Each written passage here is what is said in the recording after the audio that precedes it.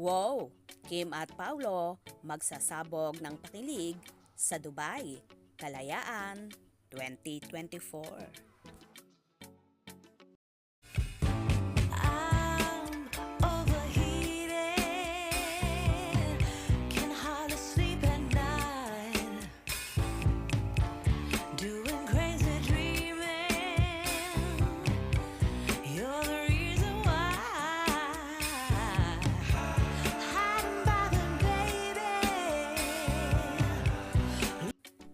At dahil nga sa maingay na tambala ng Kim Pao, ni na Kim Chiu at Paolo Avellino, kaya naman worldwide at international na ang peg ng Chiu Pao.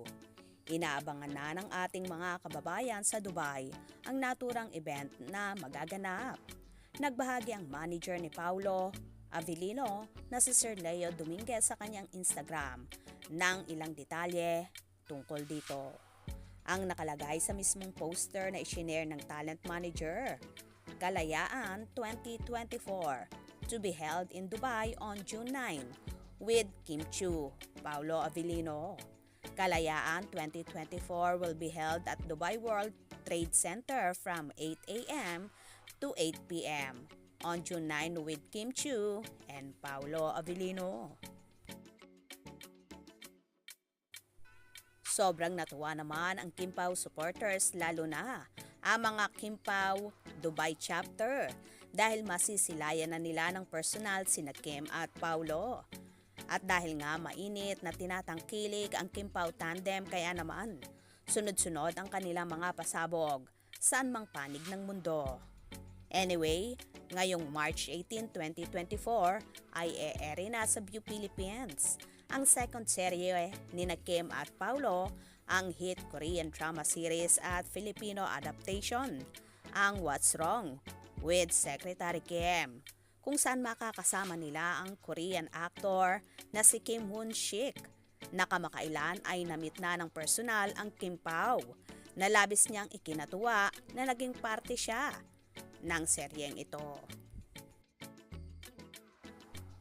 So proud din ang Korean actor at sobrang na-excite nang makita ang ilan sa sikat na artista na makakasama niya sa serye, kagaya na nga lang ni Kim at Paolo na alam niyang sikat at lahat ay mahuhusay at magagaling na mga artista.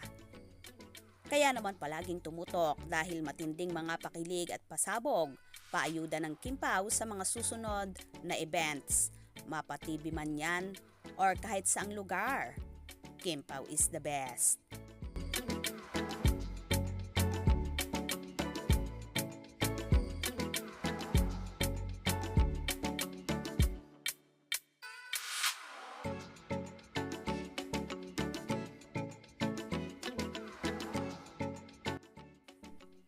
Anong inyong magiging reaction sa video ito?